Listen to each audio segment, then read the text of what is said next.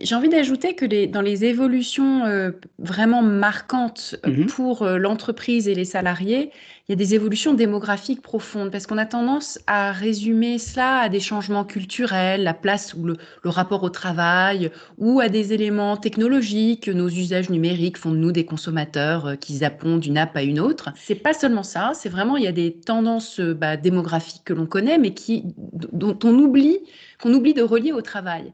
Et très concrètement, ces tendances démographiques, évidemment, tout est lié au vieillissement de la population, ou presque tout, Mhm. mais pas que, qui font que beaucoup de salariés, donc un exemple très concret, se retrouvent en sandwich entre des enfants adolescents dont la santé mentale décline.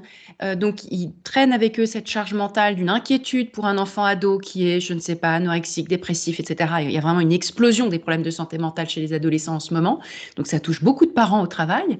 Mais déjà, donc je disais en sandwich, déjà un parent qui aussi se retrouve à affronter une maladie longue, un problème, cancer, Alzheimer, Parkinson, etc. Et donc ça, c'est de plus en plus d'individus. On parle des quarantenaires, des quinquagénaires, des voilà qui sont voilà en sandwich entre les deux. Et ça touche de plus en plus les employeurs parce que ils se retrouvent avec cette situation de je, comment est-ce que je peux accompagner un salarié pour que cette personne reste active, reste performante, reste tout court en fait hein, aussi, parce que beaucoup des aidants, et là pour le coup c'est plus les femmes que les hommes, parfois se retrouvent obligés soit de passer à mi-temps, soit de quitter leur activité professionnelle, et après c'est Mhm. très très compliqué d'y revenir. On est dans des situations voilà, d'inactivité quand on a quitté à cause du phénomène sandwich et on a du mal à y revenir. Donc très concrètement, ça, c'est vraiment une situation qui va prendre de l'ampleur parce que on est de plus en plus nombreux dans ces classes d'âge-là, qui vont être les plus grosses classes d'âge au travail, en fait. Hein. Les jeunes sont moins nombreux, les plus jeunes sont moins nombreux. Euh, et puis, euh, et puis, dans les évolutions démographiques, on n'a pas que ça, on a aussi plus de familles monoparentales.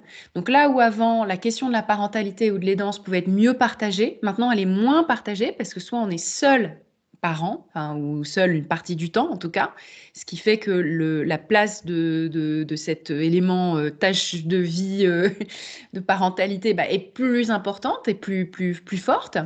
C'est le cas aussi d'ailleurs, entre parenthèses, sur les danses, parce que Mhm. autrefois, on avait des fratries plus nombreuses.